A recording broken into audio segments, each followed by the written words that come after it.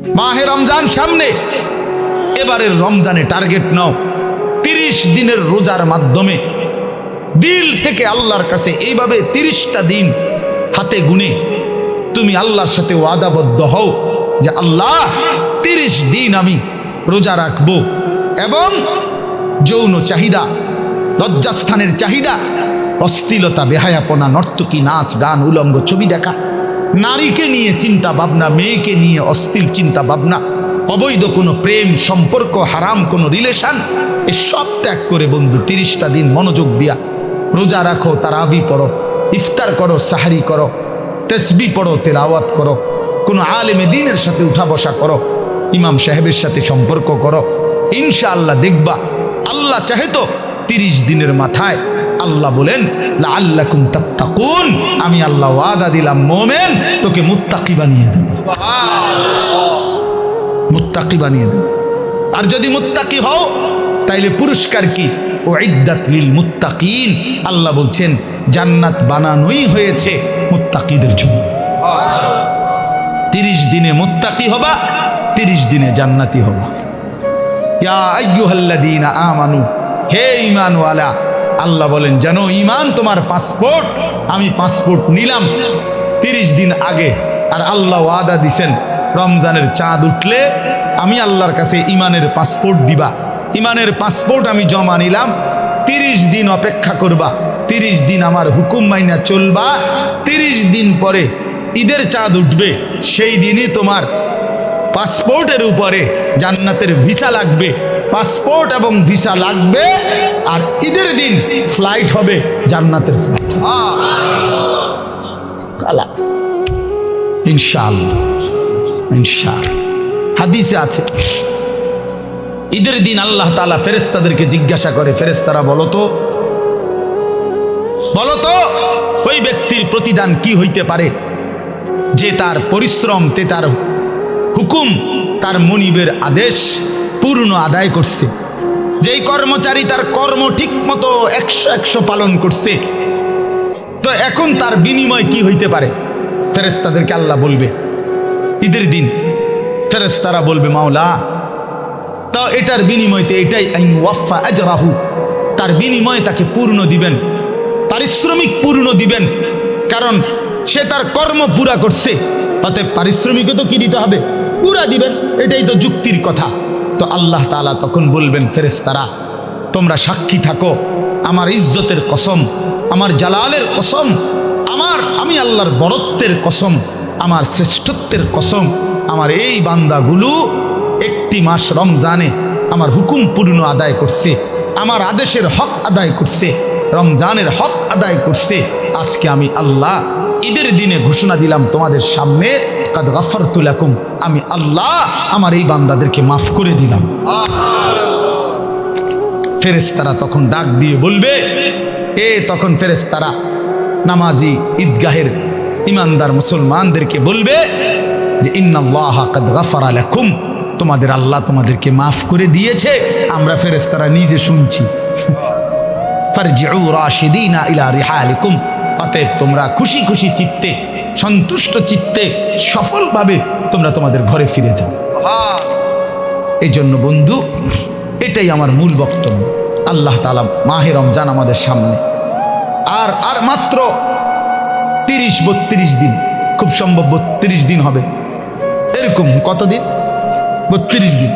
আর মাত্র আমার শায়েখ আল্লামা মুফতি মুশতাকুন নবী সাহেব হুজুর এখন প্রত্যেক মাহফিলে এভাবে শিখায়, বলায় যে আর মাত্র 32 দিন মাহে রমজানের শুভ দিন। কয়দিন? আর মাত্র, বলেন না, মাহে রমজানের শুভ দিন, আর মাত্র 32 দিন রহমত মাগফিরাতের শুভ দিন, আর মাত্র 32 দিন নাজাতের শুভ দিন, আর মাত্র 32 দিন ইফতার সাহারির শুভ দিন, আর মাত্র 32 দিন 20 রাকাত তারাবির শুভ দিন, আর মাত্র 32 দিন মুত্তাকি হওয়ার শুভ দিন, আর মাত্র 32 দিন জান্নাতি হওয়ার শুভ দিন, আর মাত্র 32 দিন লাইলাতুল কদরের মর্যাদা পাওয়ার শুভ দিন। কাউন্ট ডাউন করো, মানে গুনো, আর মাত্র 31 দিন, আর মাত্র 30 দিন, কাউন্ট ডাউন সংখ্যা গুণ, এটা উচিত উচিত। নবীনগরের মুরব্বী এখন আসছে, আল্লাহ এখন তো এই জন্য বললাম, আমরা অনুরোধ করছি প্রিয় বাপ, বয়স্ক বাবারা, আপনারা এবার আপনাদের তো আপনারা বলবেন যে হুজুর আমগুলো তো কিচ্ছুই করলেন না, কাল ফুলাইনরেই করলেন। আপনাদের জন্য কথা হলো এটা বাপ, আপনাদের জন্য প্রথম জিম্মাদারি। আমি প্রতিদিন এটা বলি, আপনাদের স্ত্রী সন্তান, আপনাদের ছেলে মেয়ের ঈমান আমল আখলাক, বন্ধু আমার, বাপ আমার, এদের এই ঈমান আমল আখলাক, এইটার সংশোধন, এটার ফিকির, এটা আপনাদের মূল জিম্মাদারি, এটাই আপনাদের মূল জিম্মাদারি। আপনারা দয়া করে ঘর যদি পুরা শেষ করতে নাও পারেন, কিচ্ছুই তো না, আপনারা যদি সোফা খাট পালং পরিবারের সবটা চাহিদা, মনে করেন 4 রুমে 4টা খাট দরকার, আপনি হয়তো হায়াতে থাকতে 2টা খাট ব্যবস্থা করতে পারছেন, তেমন অসুবিধা হবে না, বাকি দুটোটা হেতে বানাইতে পারবো। আপনি দেখেন বাবা, হেতে আরো সুন্দর বানাইতে পারেন। যে মকবুল ভাই দায়িত্ব নিছে, উনি নিজে কইছে না। তো আমি যদি নিজের জন্য কিছুই উপলব্ধি না করি, শুধু মোবাইলটা নিয়ে ব্যস্ত থাকি, তো দিল জমে না, দিলে কথা জমে না। প্রিয় ভাই, পরিবর্তন দরকার। গতানুগতিক শুধু একটা আয়োজন করলাম, সবসময় করতে হয় এজন্য করলাম। গত বছর 17তম, তো এবার 18তম, আগামী বছর 19তম। তো প্রতি বছর করতে হয় একটা মাহফিল, এই জন্য করা, এটা যেন না হয়, তাহলে লাভ হইল কি? এই জন্য দয়া করে আজকের মাহফিলে আল্লামা মুফতি আমজাদ হোসেন সাহেব বয়ান করবেন।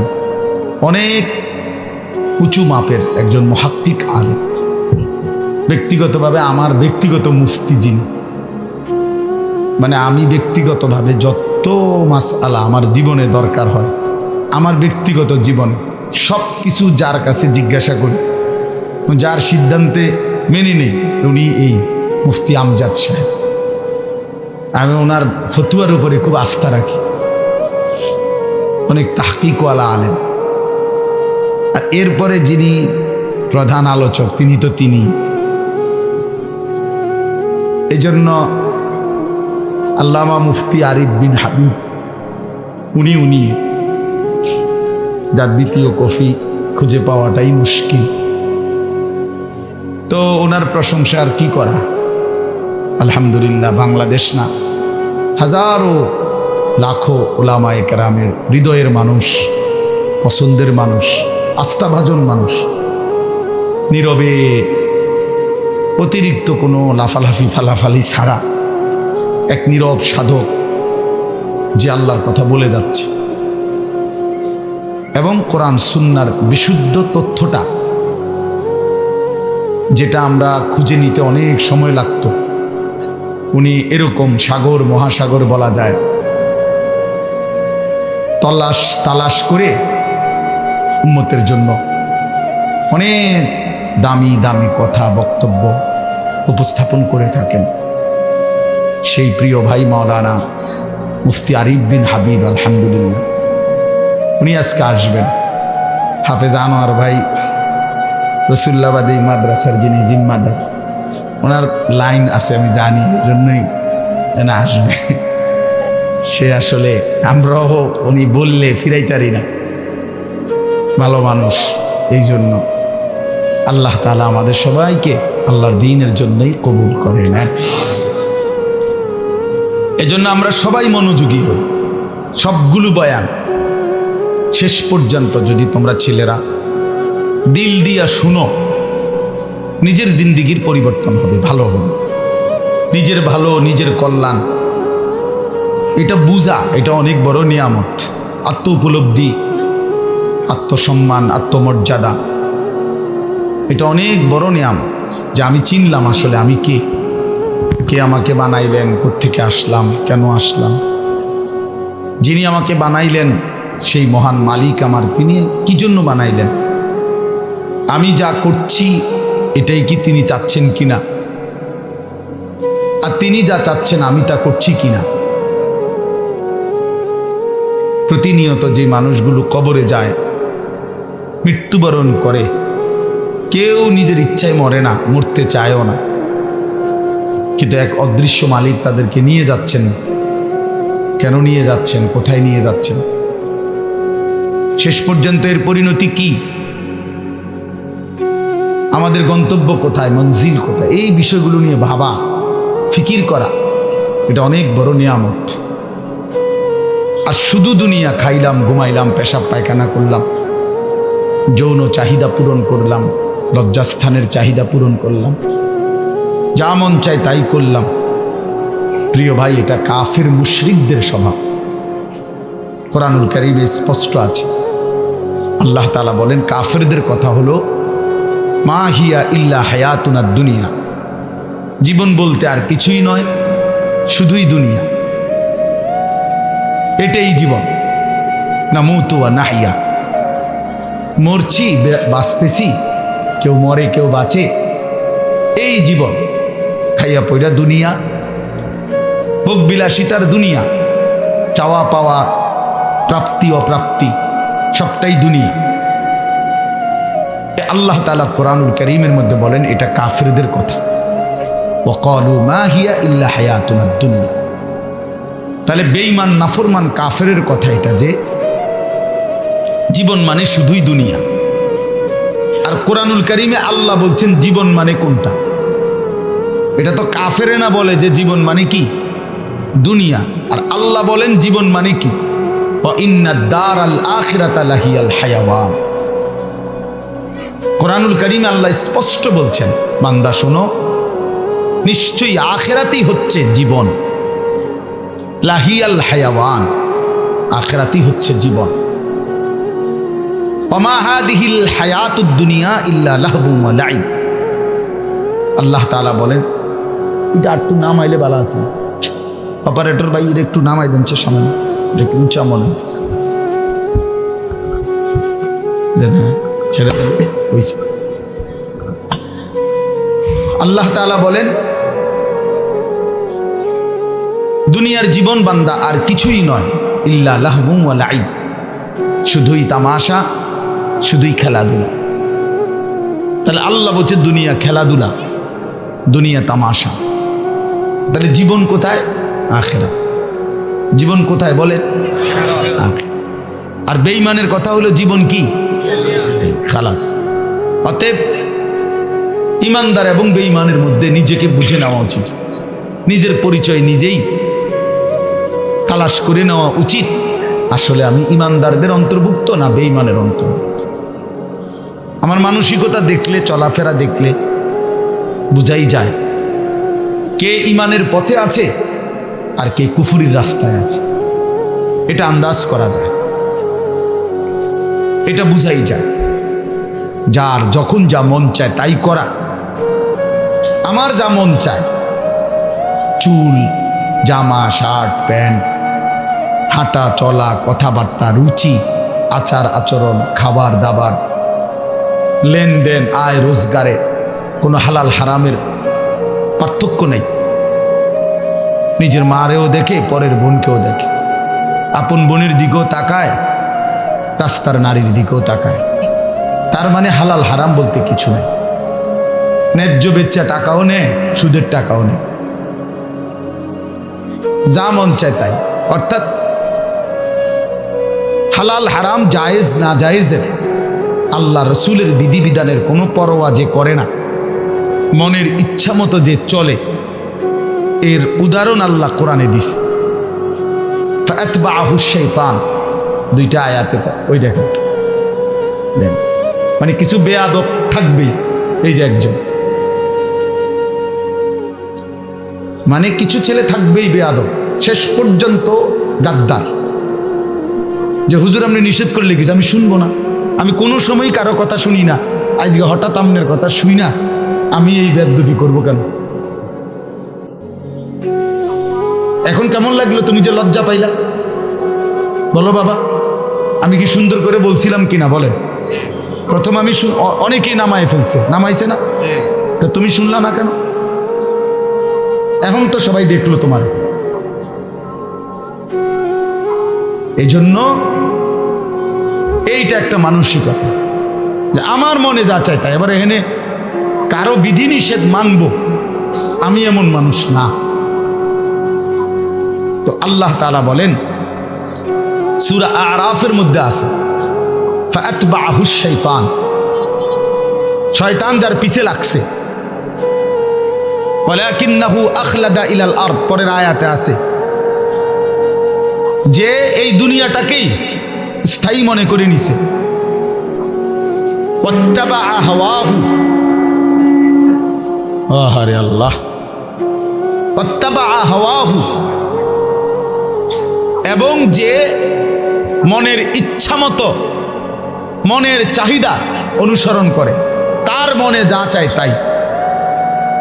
তিনটা জিনিস, শয়তান যার পিছে লাগছে, দুনিয়াটাকেই যে স্থায়ী মনে করে নিছে, মনের ইচ্ছা মতো যে চলছে। প্রিয় বাপ, সবাইকে বলি, আমাকেও বলি, আপনাদেরকেও বলি, আল্লাহর কসম কোরআনে বলছি, এখানে সব আলেম হাফেজ আছে, আর হাফেজ গেনে বসাই, হাফেজ গড়ার কারিগর। তো আল্লাহ তাআলা বলেন এই আখলাক যাদের, ফামাসালুহু কামাসালিল কালব, কোরআন শরীফের আয়াত। আল্লাহ বলেন এই লোকের উদাহরণ হলো কুত্তার মতো, কুত্তার মতো, কুত্তার মতো, কুত্তার মতো, কুত্তার মতো।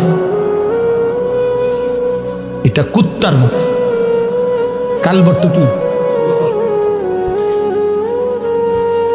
ফামাসালুহু কামাসালিল কালব। আল্লাহ তাআলা বলছেন নিজের পরিচয় মিলায় নাও দোস্ত, নিজের জিন্দেগি মিলায় নাও। সারাদিনে এক ওয়াক্ত নামাজ পড়তে মন চায় নাই, আর নিজের মনে যা চাইছে তাই করলা, খালাস। নিজের পরিচয় হিসাব করে নিলে ভালো। আল্লাহ তাআলা পরিচয় দিছে ফামাসালুহু কামাসালিল কালব, তার উদাহরণ কুত্তার মতো। ইন তাহমিল আলাইহি ইয়ালহাস আও তাতরুকহু ইয়ালহাস। আল্লাহ বলেন কুত্তার স্বভাব, দৌড়ানি দিলেও জিব্বা লম্বা করে হাঁফায়, ছাইরা দিলেও জিব্বা লম্বা করে হাঁফায়। কুত্তা দাঁড়াইয়া থাকলেও জিব্বা লম্বা করে শ্বাস নেয়, এরকম করে। আর দৌড়ানি দিলেও জিব্বা লম্বা করে শ্বাস। অর্থ হইল পাইলেও জিব্বা লম্বা করে, না পাইলেও জিব্বা লম্বা করে, জিব্বা লম্বা। এই জন্য দোস্ত, আল্লাহ তাআলা স্পষ্ট পরিচয়। এরপরে যদি কারো লজ্জা না হয় তো তারে আর কি করব? এরপরে যদি কারো বিবেক না থাকে যে আরে যা বেটা, আমার কুত্তা কক, শুয়োর কক, আমার বেডি আমি সামু, আমি মোবাইলে সামু চাই, আবার কিটাক মানুষ কক না গরু নালে ছাগল, আমি নারী দেখবই, আমি ছবি দেখবই, আমি অশ্লীল দৃশ্য দেখবই, আমি সেজদা দেব না। আরো যদি আমারে যদি কুত্তার তুনু নিচে নামায় দেও, আমি নিলাম না, আমার গায়ে লাগাইলাম না, আমি আমার মতো চলবই, তো ঠিক আছে ভাইয়া, ঠিক আছে। লাস্তা আলাইহিম বিমুসাইতির। আল্লাহ বলছে নবী, আপনি কারো উপরে বল প্রয়োগকারী না যে তারে যাইত্যা দইরা নলে তোরে কল্লা হালাই দেবো তুই যদি নামাজ না পড়স, এমন এমন জিম্মাদার আপনি না। কথা বুঝেন নাই?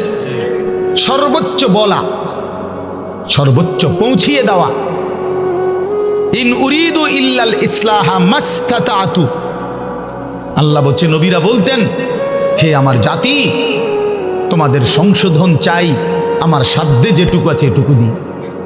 মাস্তাতাতু অর্থ হলো আমার সাধ্য মতো, আমি যেদূর পারছি এদূর, আমি যেদূর বলার সুযোগ পাইছি এদূর, যেদূর চেষ্টা করছি বুঝাইতে এদূর, এরপরে আর কিছু করার নাই। তুমি যদি নিজেই নিজেকে বরবাদ করে দাও, ঠিক আছে, ঠিক আছে ভাইয়া, চলো, অসুবিধা কি? কারো দিনই থামে না, কারো রাতই আটকায় না, কেউ কারোর জন্য দুনিয়ায় থামে না।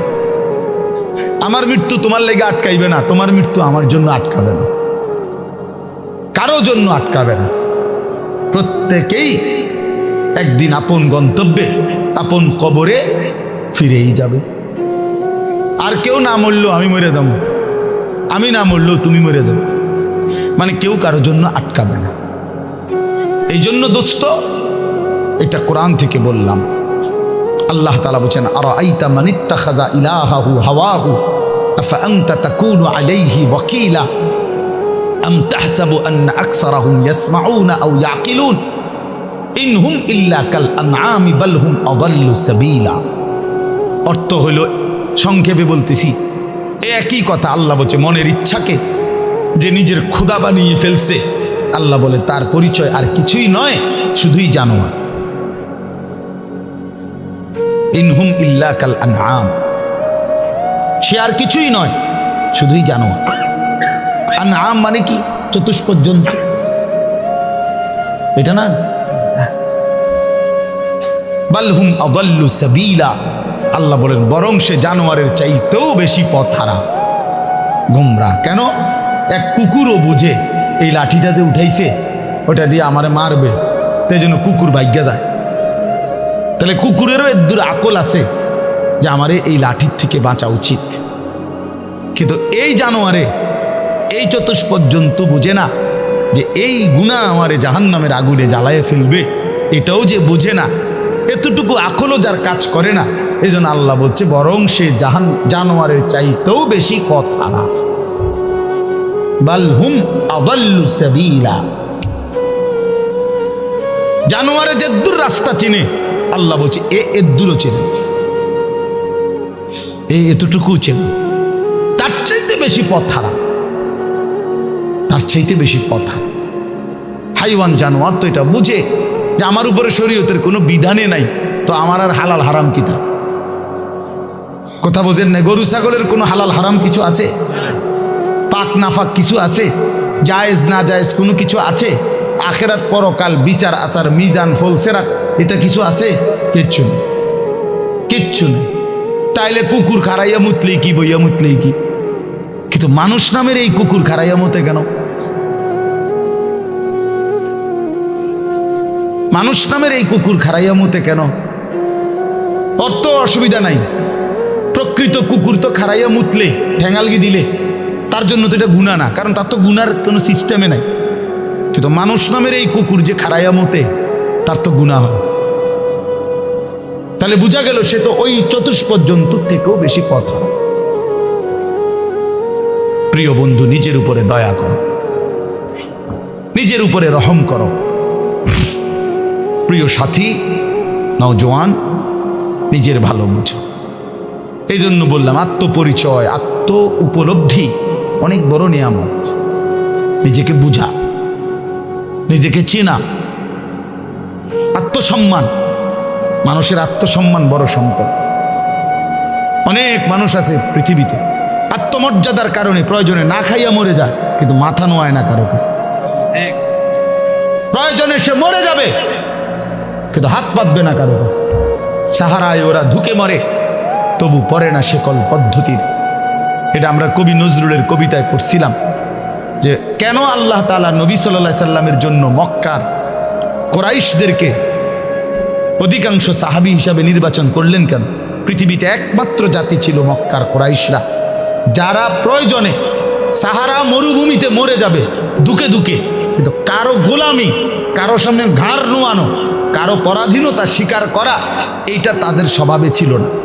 এই জন্য আরব উপদ্বীপে এই মক্কার জনগোষ্ঠীর উপরে তৎকালীন যুগে দুইটা সুপার পাওয়ার ছিল। একটা ছিল রোম সাম্রাজ্য, একটা ছিল পারস্য সাম্রাজ্য। ওই দুই সাম্রাজ্যের কেহই কোনোদিন একদিনের জন্য আরব এই উপদ্বীপে মক্কাবাসীর উপরে ক্ষমতা, প্রভুত্ব তাদের আয়ত্তায় আনতে পারে না। এটা ঐতিহাসিক কথা।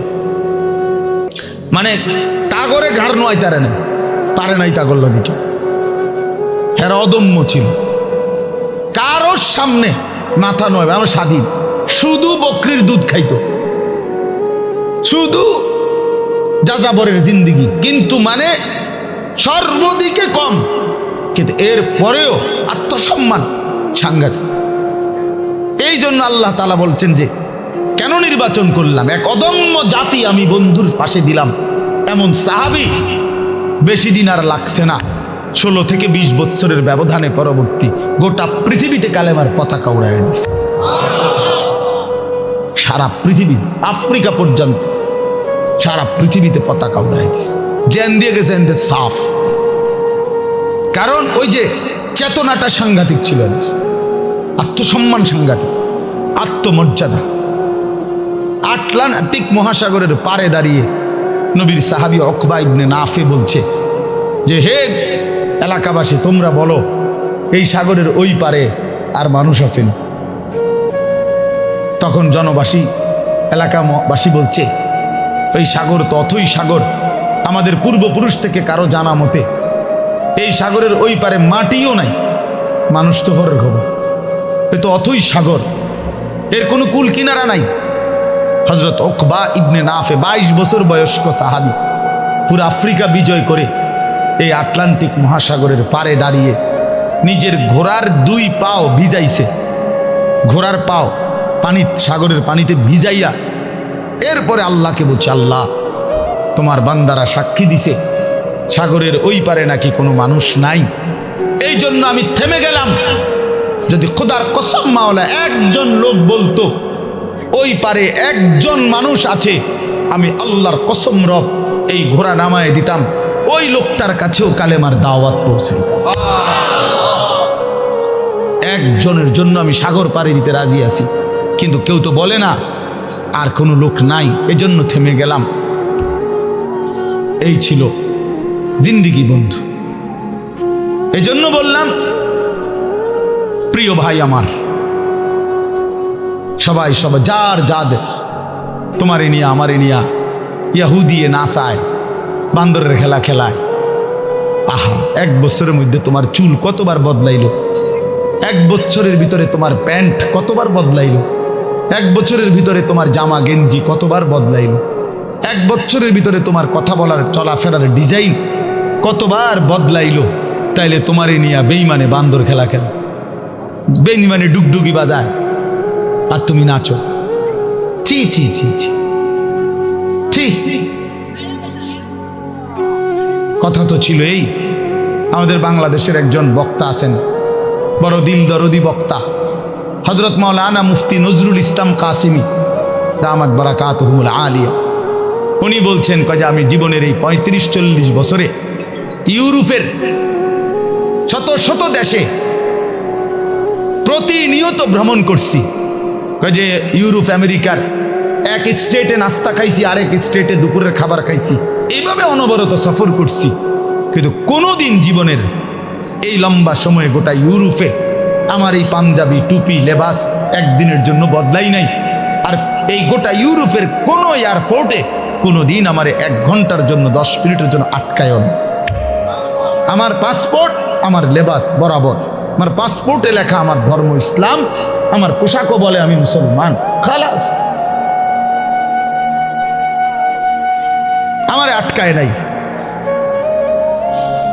এই জন্য দোস্ত আমার, বন্ধু আমার, আত্মমর্যাদা, আত্মসম্মান অনেক বড় সম্পদ। আজকে তোমরা ছেলেরা, বাবারা অনেক সুন্দর, তোমরা নওজোয়ান, এই 10 মিনিটের ভিতরে 5 মিনিটের ভিতরে ছুইটা আইসা মাশাআল্লাহ কোরআনের মহব্বতে, আল্লাহর দ্বীনের ভালোবাসায় ছুটে আসছো। শুনতেই তোমরা মাঠ ভরে এখন দৌড়াইয়া আইসা বসছো, এটা ভালো দিক, এটা প্রশংসনীয় দিক, এটা বুঝাই গেল। তোমরা যেই মনে করো আমি আসছি তো আসছো, কিন্তু বাকি এটা তো জানো যে আমরা তো আল্লাহর কথাই বলি, অন্য তো কোনো কারণ নাই, এখানে কোনো ত্রাণও নাই, রিলিফও নাই, এখানে অন্য কোনো টাকা পয়সা বিলি নাই, বন্টন নাই, শুধুই আল্লাহর কোরআনের কথা বলা হবে, এটাই মাকসাদ। তো এইটাই শুনতে আসছো, মহব্বত করেই ছুটে আসছো, ভালোবাসা নিয়েই বসছো। আমি তোমাদেরকে জন্য অনুরোধ করি, প্রিয় ভাই, আরেকটু আল্লাহর জন্য আগাও, দ্বীনের জন্য আরেকটু আগাও, ইসলামের জন্য আরেকটু আগাও। তোমার কলিজায় যেহেতু বুঝেই আসছে ইসলাম সত্য, কোরআন সত্য, আল্লাহ সত্য, রাসূল সত্য, আমি মুসলমান, এটা যেহেতু গৌরব তোমার, এটাই যেহেতু ইজ্জত। প্রিয় বন্ধু, তুমি যদি আল্লাহর কথা মানার ক্ষেত্রে, দ্বীন মানার ক্ষেত্রে, নামাজ পড়ার ক্ষেত্রে, আল্লাহকে রাজি খুশি করার ক্ষেত্রে আরেকটু যদি হিম্মত করে আগে বাড়তে পারো, খোদার কসম ইনশাআল্লাহ আগামীর ইসলামের পতাকা তোমাদের হাতেই উড়বে ইনশাআল্লাহ। ইসলাম উড়বে, ইসলামের পতাকা উড়বে। কাফের বেঈমান সব জায়গায় হেরে যাচ্ছে, জালেম সব জায়গায় হেরে যাচ্ছে। 7ই অক্টোবর 2023, 7ই অক্টোবর 2024, কত হলো? 1 বছর। নভেম্বর, ডিসেম্বর, জানুয়ারি, আরো 3 মাস, কত হলো? 15 মাস। প্রায় 15 মাসে এই ইসরায়েলের ইহুদি কুত্তারা গাজা, একটি এলাকায়, ফিলিস্তিনের একটি অঞ্চলে গাজা, এখানে 47,000, তাদের হিসাবে, সরকারি হিসাবে 47,000 ইমানদার মুসলমানকে শহীদ করছে এই গত 15 মাসের অব্যাহত আক্রমণে। 47,000, বাস্তবে আরো অনেক বেশি। আমরা ধরলাম তাদের রিপোর্ট যেটা, এটাই 47,000 ইমানদারের রক্তে ঝরিয়েছে। তাদের জাতিসংঘের রিপোর্ট হলো যে গাজার সমস্ত বাড়ি ভবন যেভাবে ধ্বংস করছে, বিধ্বস্ত করছে, ধারাবাহিক যদি কাজ করে, এগুলো আবার গড়তে চেষ্টা করে, তাহলে আগামী 30 বছরেও 20 বছরেও এগুলো কইরা শেষ করতে পারবে না। এইভাবে মাটির সাথে মিশায়া দিছে সমস্ত ভারী বসত ভিটা। লাখ লাখ মুসলমানের সন্তান রাস্তার পথের ফকির হয়ে গেছে। এতিম বাচ্চার মা নাই, বাবা নাই, স্ত্রীর স্বামী নাই, স্বামীর সন্তান নাই, পুরুষের। এইভাবে বিধ্বস্ত করছে 15 মাসের মধ্যে। বন্ধু, পৃথিবীর সমস্ত সুপার পাওয়ার, গোটা ইউরোপ এই ইসরায়েলের কুত্তাদেরকে অস্ত্র দিছে এবং সমর্থন দিছে। আমেরিকার কুত্তারা বারবার সবচেয়ে বেশি ডোনেশন করছে এই ইসরায়েলকে। এই ট্রাম্প, এই নতুন বেঈমান, এই বেঈমানও বলছে গাজাকে সমান করে দিবে ইসরায়েলের পক্ষ হইয়া। কিন্তু আল্লাহ পাক যেহেতু আছেন, 15 মাস পরেও এত রক্ত ঝরিয়ে, এত অত্যাধুনিক পৃথিবীর সমস্ত মারণাস্ত্র ব্যবহার করে, এভাবে বাড়ি ধসে দিয়ে ইমানদারকে ঘর থেকে বঞ্চিত করার পরেও বেঈমানরা আল্লাহ কাছে নাকে খত দিয়া, যুদ্ধ বিরতি দিয়া ইসরায়েলের কুত্তারা যুদ্ধ থামাইতে বাধ্য হয়েছে। এই মুহূর্তে বন্ধ যুদ্ধ, আলহামদুলিল্লাহ। এজন্য কুত্তা জিতে নাই, ইমানদার জিতে গেছে। মুমিন হারে না, ইমানদার হারে না।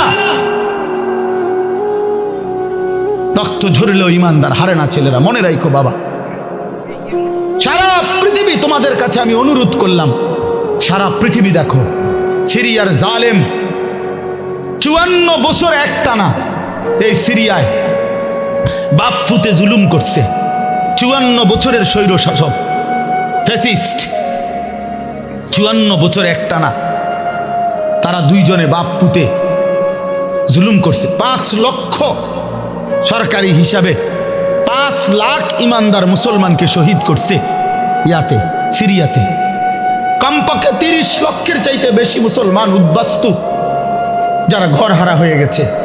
হাজার হাজার নারী ধর্ষিতা, লাঞ্ছিতা হয়ে জেলখানার অন্ধকার, কারাগারের অন্ধকার প্রকোষ্ঠে জীবনের 18 বছর। একটা বাচ্চা তো সে জন্মের পর থেকে মায়ের কোলে বড় হইয়া কারাগারেই বড় হইছে। এরকম শত শত মেয়ে যাদের বয়স হয়ে গেছে 18, 16, জেলখানাতে। এই সিরিয়ার এই কুত্তা বাশার আল আসাদ, এই জালেমের আমলে। কিন্তু এরপরেও এত রক্ত, 5 লক্ষের চাইতে বেশি মুসলমানের রক্ত ঝরিয়েও জালেম টিকে নাই। 8ই ডিসেম্বর 2024 পলাইতে বাধ্য হয়েছে, পলাইয়া গেছে।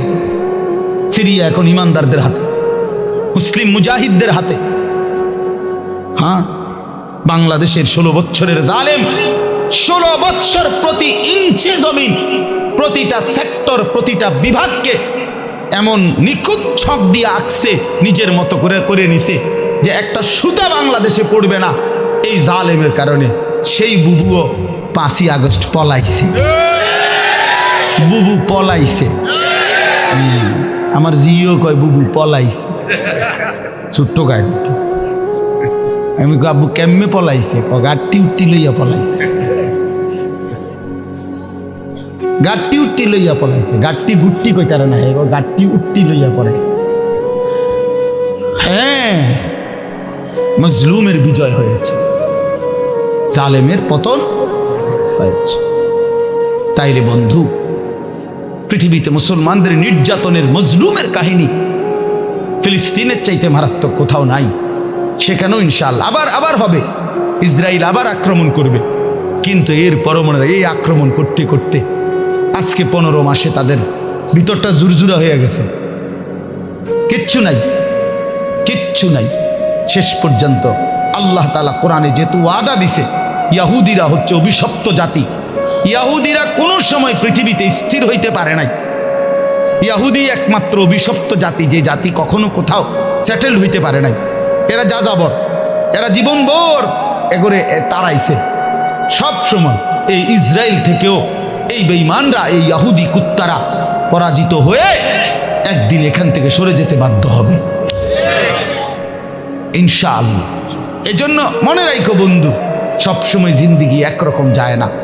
আজীবন মুসলমান নির্যাতিত হবে, আজীবন ইমানদার জুলুমের শিকার হবে, আজীবন কোরআনওয়ালা সেজদাওয়ালা অপমানিত হবে, আর সুদখোর, ঘুষখোর, বাটপার, সিটার, জালেম, নাফরমান আর এই তাফালিং করেন না তোমরা আজীবন মাতবরি করবা। আর আলেম ওলামা ইমানদার মুসলমান তালেব ইলম কোরআন পড়নেওয়ালা এরা আজীবন মাথা নোয়া রাখবে। না না, আসমানওয়ালা আছে মিয়া, মনে রাখো আসমানওয়ালা আছে। এত খামখেয়ালি মনে করো না, এত খামখেয়ালি মনে করো না, খামখেয়ালি মনে করো। বাংলাদেশের পরিবেশ এই মুহূর্তে কি? বাংলাদেশের পরিবেশটাও যদি কেউ দেখে, আলহামদুলিল্লাহ, একটা দিন মজুর কুলি, ঠেলাওয়ালা, কুলিওয়ালা, মাড়ি গাড়ে, এরকম দিন মজুরেরও স্বপ্ন কলিজায় আমার সন্তান হাফেজে কোরআন হবে। সমাজের সবচেয়ে উচ্চ পদস্থ ব্যক্তি, যে কোটি কোটি টাকার মালিক, হাজার কোটি টাকার মালিক, সেও স্বপ্ন দেখে আমার ছেলেটা হাফেজে কোরআন হবে। বারবার, একবার না, দুইবার না, সারা পৃথিবীর বুকে বাংলাদেশ যদি আজকের পৃথিবীতে পরীক্ষা জরিপ নেয় যে একটি মাত্র বিষয়ে বাংলাদেশের বারবার ফার্স্ট হয়েছে সারা বিশ্বে, এটা একটাই মাত্র বিষয় যেখানে প্রত্যেকবারে বাংলাদেশ বিশ্ব চ্যাম্পিয়ন, বিশ্বে প্রথম 70 দেশে, 90 দেশে, 110 দেশে, সেটা কোরআনুল কারীমের হেফজে কোরআনের মাধ্যমে। আমার দেশের হাফেজে কোরআন, যাদের মাতৃভাষা আরবি, আহলে লিসান আরব, সেই আরবের অসংখ্য দেশকে পিছে ফেলে বারবার অনারবি, আরবি যার মাতৃভাষা না, এমন সন্তান বাংলাদেশের বারবার কোরআনুল কারীমের হিফজ প্রতিযোগিতায় ফার্স্ট হচ্ছে। সেদিন আল্লামা খালেদ সাইফুল্লাহ আইয়ুবী সাহেব বলতেছিলেন, আমার দেশের তাকরিম, যেই ছেলে বারবার সারা বিশ্বে স্বর্ণ পদক পাইছে, হাফেজ সালেহ আহমদ তাকরিম, উনি বলছেন যে আমার স্বপ্ন যদি কোনোদিন কাবা শরীফের মধ্যে আল্লাহর ঘরে কোনোদিন অনারবি কোনো ইমাম রাখে, তো হতে পারে একদিন তাকরিম আগামী দিনে কাবার ইমাম হবে। আর এটা আল্লাহর জন্য অসম্ভব না, আল্লাহর জন্য অসম্ভব, এটা সম্ভব। ওমা যালিকা আলাল্লাহি বিআজিজ, আল্লাহর জন্য অসম্ভব না বন্ধু। ইনশাআল্লাহ দেখ, আব্দুল মালিক হাফিজাহুল্লাহ, হযরত মাওলানা আব্দুল মালিক, ওনার আব্বা বলতো, আমাকে কুমিল্লার লাকসামের মানুষ, জাতীয় মসজিদ বাইতুল মোকাররমের এখন যিনি খতিব, পৃথিবীর এমন কোনো আরব দেশ নাই যেই দেশের ওলামায়ে কেরাম ওনারে চিনে না। বাংলাদেশে তিনি যদি পরিচিত হয় 10%, আরব বিশ্বে তিনি পরিচিত 90%। পৃথিবীর আরব দেশের বহু ইউনিভার্সিটিতে এই হজরত আমার দেশের বাইতুল মোকাররমের খতিব যিনি বর্তমান, ওনার কিতাব, আরবি লিখিত বই, কিতাব পৃথিবীর আরব দেশের ইউনিভার্সিটির সিলেবাস ভুক্ত। আল্লাহর কসম, আল মাদখাল উসুলে হাদিসের এক কিতাব সারা পৃথিবী পড়ে, এত সুন্দর, এত জামে, মানে উসুলে হাদিসের কিতাব আর পৃথিবীতে নাই। মানে হাদিসের বিষয়ের যত নিয়ম কানুন, হাদিস শাস্ত্রের, এটার উপরে ওনার লিখিত কিতাব, অনেক কিতাব, অনেক কিতাব। আমি বলতেছিলাম, ওনার আব্বা হযরত মাওলানা শামসুল হক রাহমাতুল্লাহি আলাইহি, ওনার বাবা আজীবন যেই মাদ্রাসায় মুহতামিম ছিলেন, আমি ওই মাদ্রাসায় মাহফিল করছি, বয়ান করছি, তো ওইখানে গিয়ে শুনছি ওই বাবা একটা ঘরও দেখছি ওনার, পুরান একটা টিনের ঘর। তো ওনার আব্বা বলতেন সবসময়, আব্দুল মালিক তোরে লইয়া আমার বেশি চিন্তা, তারে দিয়া কি হইব, তারে দিয়া কি হইব, মানে তে কেমনে চলবো ভবিষ্যতে। ওনার আব্বাই বলে বেশি কি করছে, চিন্তা করছে। আব্দুল মালিক এখন জাতীয় মসজিদের খতিব। এই জন্য দোস্ত বন্ধু, ইনশাআল্লাহ ইসলামের বিজয় হবে, আগামীর সময় কালেমার বিজয় হবে, কালেমার বিজয় হবে। এই জন্য দোস্ত বন্ধু, নওজোয়ান কিশোর, নষ্ট হইও না, চরিত্রহীন হইও না। এত সহজে এত অল্প বয়সে 16 বছরে চরিত্র এভাবে নষ্ট করে দিলা। মাত্র 18 বছর বয়সে এত নারী দেখে ফেললা, মাত্র 18 বছরে এত উলঙ্গ ছবি দেখে ফেললা। বাকি জীবন কি করবা বাবা? হ্যাঁ, মাত্র 18 বছর বয়সে এত জিনা ব্যভিচার দেখে লাইলা। ছি ছি ছি, বাকি সময় কি করবা বাপ? বাকি সময় কেমনে চলবা আব্বা বলো? এত অল্প বয়সে এত নোংরা হয়ে গেল, এত কম বয়সে এত চরিত্রহীন হয়ে গেল। সারাদিন নারী ছবি কি দেখো মোবাইলে তোমরা, আমরা বুঝি না বাবা। কতবার চুলের ডিজাইন বদলাইলা বাপ, কারে দেখাইতা? কয়জন বেডি তোমার বাইতে আইছে? তুমি যে এতবার ডিজাইন বদলাইলা, কেডা আইছে তোমার সেগুনি? হ্যাঁ, সিনেমার কোন নর্তকী তোমারে ফোন দিছে তাই শুনি? তুমি যে বেডিরে দেখা আখলাক নষ্ট করতেছ, চরিত্র নষ্ট করতেছ, শরীরের যৌবনটা শেষ করতেছ, নিজের হাতকে লজ্জাস্থানের গুনাহ করে নষ্ট করে দিতেছ। প্রিয় বন্ধু, এর চাইতে বেশি তো আর বলতে পারি না। কিন্তু বিনিময়ে কোন নর্তকী তোমার বাড়িতে আসছে? হ্যাঁ, সিনেমার কোন নর্তকী, হিন্দি সিনেমার কোন নর্তকীরে তুমি চিনছ বলো ভাইয়া? কেন আখলাক নষ্ট করে দিলা? কেন চরিত্র নষ্ট করে দিলা? কয়জনে নামাজ পড়ছো আজকে মাগরিবের নামাজ বলো ভাইয়া? আমরা তো আলহামদুলিল্লাহ আল্লাহর দয়ায়, আমার একদিনের ব্যস্ততা দেখলো তো আপনি মাথা ঘুরাইব, কিন্তু এই ব্যস্ততার ভিতরে দিয়েও তো মাগরিবের নামাজ হতো। আমার এখানে এসে মাহফিল ধরতে হবে। আমি আনোয়ার ভাইয়ের সাথে কথা বলছি আসরের সময় যে ভাই আমার একটু দেরি হইব, মেহমান আসছে, মাদ্রাসায় জরুরি কাজ ছিল আমার, কিন্তু আলহামদুলিল্লাহ ব্যস্ততা ঠিক আছে, কিন্তু জামাত মাগরিবের নামাজ তো জামাতে পড়ছি। ওই দৌলতপুরের একটা গ্যাস ফিল্ড আছে, ওইটার মসজিদ। কেমনে নামাজ ছেড়ে দিলা ভাইয়া? চেহারা সুরত দেখলেই তো বোঝা যায় কতদিন হয় নামাজ পড়ো। ওফ, আল্লাহকে ডাকো না, তে আল্লাহকে এমনি ভুলে গেলা, রাসূলকে এভাবে ভুলে গেলা, ধর্মকে এভাবে অপমান করলা, মাকে এত বড় বেইজ্জতি করলা। 2 বছর যে মা দুধ পান করাইছে, তোমারে তিল তিল করে বড় করছে, এই উদ্দেশ্যে যে তুমি 16 বছর বয়সে শুধু নারী দেখবা, ছবি দেখবা, মোবাইলে উলঙ্গ দৃশ্য দেখবা, তুমি মালিকের একটা সেজদা দিবা না, 1 ওয়াক্ত নামাজ পড়বা না। তোমার মা বুঝি তোমার এই জন্য দুধ খাওয়াইছিল না? তোমার বাবার তিল তিল করা টাকা, বেচারা কেউ 16 বছর বিদেশ, কেউ 18 বছর বিদেশ, রক্তটা পানি করে পয়সা রোজগার করে, কি পরিমাণ ঘাম শরীরটা দিয়া ঝরে আরব দেশে মরুভূমিতে। আহা, 12 ঘন্টা 14 ঘন্টা 16 ঘন্টা ডিউটি করে প্রবাসী, কি পরিমাণ ঘাম ঝরে এক এক প্রবাসী। প্রতিটা টাকার মধ্যে, প্রতিটা দিনার দিরহামের মধ্যে, প্রতিটা রিয়ালের মধ্যে ঘামে ভিজা, ঘামে ভিজা। এত ঘাম, এত কষ্ট করে যে মানুষটা স্ত্রীর আদর পায় না, ছেলে মেয়েদের আদর পায় না, 18 বছর 16 বছর 14 বছর, যার একটা ছোট বাচ্চা আছে, মনে করো মেয়ে আছে, ছেলে আছে ছোট, সে দেশে বাবা বিদেশে, কি পরিমাণ বাচ্চাটা বাপকে দেখতে মন চায়। আমি তো ওই আমার সাথীদেরকে জিজ্ঞাসা করেন, আমার গাড়িতে রাতের যদি 3টা বাজেও আমি যাই, 2:30 3টায় আমার ছোট মেয়ে 3 বছর বয়স, কোনো সময় কোনো দিনও ঘুমায় না। আমি যতক্ষণ না যাই ওই ঘুমায় না। একটা দৌড় দিয়া দরজা সেই খোলে, কলিং বেল টিপ দিলেই সে বোঝে আব্বু আসছে, তার মার সাথে সে আইসা গেটের সামনে দরজা খোলে, তো ও যখন হাসে আমার কাছে মনে হয় গোটা পৃথিবী হাসে। তো এমন আদর, যেই বেচারা বছরের পর বছর কোরবানি করে দিছে সন্তানদের জন্য, একটু মুখে হাসি ফুটাবে স্ত্রীর জন্য, তো সেই বাবার সন্তান হয়ে তুমি এইভাবে জীবন শেষ করে দিলা। এটা ইনসাফ হলো ভাইয়া? বলো বাবা, বলো। প্রিয় বন্ধু আমার, বাপ আমার, সন্তান আমার, ছেলে আমার, কিশোর নওজোয়ান, আমি এক ফেরিওয়ালার মতো চিৎকার করে বললাম যে নিজেকে নষ্ট করে দিও না ভাই। আখলাক বড় সম্পদ, চরিত্র বড় সম্পদ।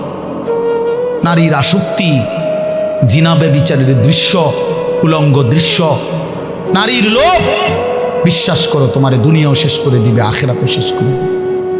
আল্লাহর নবী বলছে ফাত্তাকুদ দুনিয়া ওয়াত্তাকুন নিসা। আল্লাহর নবী বলছে উম্মত, দুনিয়ার ধোঁকা থেকে বেঁচে থাকো, নারীর ধোঁকা থেকে বেঁচে থাকো।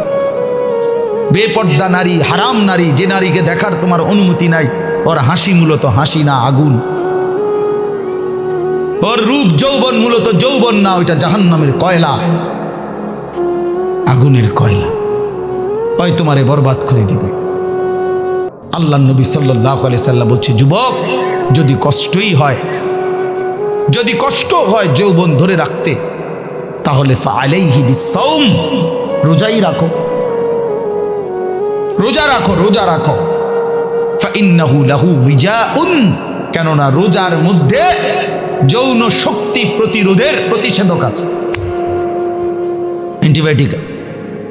রোজা রাখো। আল্লাহ নবী সাল্লাল্লাহু আলাইহি সাল্লাম ইয়া মাশারাশ শাবাব, ডাইরেক্ট ডাক দিছি, ইয়া মাশারাশ শাবাব, হে যুব সমাজ। কি মজাদার শব্দ, নবীজি নিজে বলছেন, যুবককে আলাদা বলছেন, হে যুব সমাজ। মান ইসতাতা মিনকুমুল বাআতা ফালিয়াতাযাওয়াজ, যার বিবাহের সামর্থ্য হয়েছে, এক নম্বর হলো আর্থিক সামর্থ্য, দুই নম্বর শারীরিক সামর্থ্য, তো তুমি বিবাহ করো। ফাইন্নাহু আগাদ্দু লিল বাসার, বিবাহ তোমার চোখ নিচের দিকে হেফাজত করবে। ওয়া আহসানু লিল ফারজ, লজ্জাস্থানকে পবিত্র রাখবে গুনাহ থেকে। ওমান লাম ইয়াস্তাতি, আর যদি কেউ এই মুহূর্তেই পারতেছো না, পরিবেশ, পারিপার্শ্বিকতা সব মিলাইয়া বিবাহের সময় এখনো হয় নাই, কিন্তু নিজের যৌন চাহিদা আছে, নিজের ভিতরের কামনা বাসনা আছে, এটা তো বন্ধ করে দেওয়া যাবে না। এমন কোনো ট্যাবলেট দিয়ে বেলে যে তার যেন আর কোনো শারীরিক কোনো যৌন চাহিদাই যেন না থাকে, এমন ইঞ্জেকশন দিয়ে দেন না, তাহলে তো মুশকিল, এটা বিপদ। এটা তো আল্লাহ প্রদত্ত, আল্লাহ প্রদত্ত। অতএব আল্লাহ নবী বলছেন ফাআলাইহি বিসসাওম। তাক ওদিকে তাকায়ও না ভাই, এত মানুষ সবাই গুছান সম্ভব না, কিছু পাগল ছাগল ফালতু এগুলো থাকবে, এটা এত তান টোহাইয়া লাভ হতো। যে দূর শুনছে দূর, আমি এত সংখ্যার চিন্তাও করি না। মানুষ হয়েছে 10 কোটি, হ্যাঁ, আল্লাহ কইল আমি নিলাম না, কথা বুঝছেন না? মানুষ হয়েছে একের 50 লাখ, আর কি সব আমার আলগি দিয়ে মনে করেন 4 রাস্তার মাথার নিয়মতায় দিয়ে আইছে। আল্লাহ বলছে আমি আনিস তোমারে নিলাম না, খালি তো লাভ হইল কি? এই জন্য এটা কোনো বিষয় না। তো আল্লাহ নবী বলেন ফাআলাইহি বিসসাওম, তাহলে তুমি রোজা রাখো। ফাইন্নাহু লাহু বিজাউন, এবং এটার মধ্যেই তোমার জন্য প্রতিষেধক রয়েছে। সবর করো, রোজা তোমাকে সবর করতে শেখাবে, রোজা তোমার চরিত্রকে পবিত্র রাখতে শুরু করে শেখাবে। এটা রাসূলুল্লাহ সাল্লাল্লাহু আলাইহি ওয়াসাল্লামের নববী প্রেসক্রিপশন, এটা নবীজির প্রেসক্রিপশন, নবীজির ঔষধ। তো আমার বলার উদ্দেশ্য এই আয়াত আমি এই জন্য পড়ছি যে আলহামদুলিল্লাহ, নিজেকে চরিত্র গঠন, তোমরা যারা কিশোর, নওজোয়ান, যুবক, তোমরা যারা এখনো অবিবাহিত, তোমাদের কাছে বন্ধু অনুরোধ, চরিত্রের হেফাজতের নিয়তে, অভ্যস্ত বানাবার নিয়তে, নিজের আখলাকের পবিত্রতার নিয়তে মাহে রমজান সামনে, মাহে রমজান সামনে, এবারের রমজানে টার্গেট নাও 30 দিনের রোজার মাধ্যমে দিল থেকে আল্লাহর কাছে এইভাবে 30টা দিন হাতে গুনে তুমি আল্লাহর সাথে ওয়াদাবদ্ধ হও যে আল্লাহ 30 দিন আমি রোজা রাখবো, এবং যৌন চাহিদা, লজ্জাস্থানের চাহিদা, অশ্লীলতা, বেহায়াপনা, নর্তকী, নাচ গান, উলঙ্গ ছবি দেখা, নারীকে নিয়ে চিন্তা ভাবনা, মেয়েকে নিয়ে অশ্লীল চিন্তা ভাবনা, অবৈধ কোনো প্রেম সম্পর্ক, হারাম কোনো রিলেশন, এই সব ত্যাগ করে বন্ধু 30টা দিন মনোযোগ দিয়া রোজা রাখো, তারাবি পড়ো, ইফতার করো, সাহারি করো, তসবিহ পড়ো, তেলাওয়াত করো, কোনো আলেমে দ্বীনের সাথে উঠা বসা করো, ইমাম সাহেবের সাথে সম্পর্ক করো। ইনশাআল্লাহ দেখবা আল্লাহ চাহে তো 30 দিনের মাথায় আল্লাহ বলেন লাআল্লাকুম তাত্তাকুন, আমি আল্লাহ ওয়াদা দিলাম মোমেন তোকে মুত্তাকি বানিয়ে দেব, মুত্তাকি বানিয়ে দেব। আর যদি মুত্তাকি হও তাইলে পুরস্কার কি? উইদ্দাত লিল মুত্তাকিন, আল্লাহ বলছেন জান্নাত বানানোই হয়েছে মুত্তাকিদের জন্য। 30 দিনে মুত্তাকি হবা, 30 দিনে জান্নাতি হবা। ইয়া আইয়ুহাল্লাযীনা আমানু, হে ঈমানওয়ালা, আল্লাহ বলেন জানো ঈমান তোমার পাসপোর্ট, আমি পাসপোর্ট নিলাম 30 দিন আগে। আর আল্লাহ ওয়াদা দিছেন রমজানের চাঁদ উঠলে আমি আল্লাহর কাছে ঈমানের পাসপোর্ট দিবা, ঈমানের পাসপোর্ট আমি জমা নিলাম, 30 দিন অপেক্ষা করবা, 30 দিন আমার হুকুম মাইনা চলবা, 30 দিন পরে ঈদের চাঁদ উঠবে, সেই দিনই তোমার পাসপোর্টের উপরে জান্নাতের ভিসা লাগবে, পাসপোর্ট এবং ভিসা লাগবে। আর ঈদের দিন ফ্লাইট হবে জান্নাতের ফ্লাইট, ইনশাআল্লাহ। ইনশাআল্লাহ হাদিসে আছে ঈদের দিন আল্লাহ তাআলা ফেরেশতাদেরকে জিজ্ঞাসা করে, ফেরেশতারা বলো তো ওই ব্যক্তির প্রতিদান কি হইতে পারে যে তার পরিশ্রম, তার হুকুম, তার মনিবের আদেশ পূর্ণ আদায় করছে, যেই কর্মচারী তার কর্ম ঠিক মতো 100 পালন করছে, তো এখন তার বিনিময় কি হইতে পারে?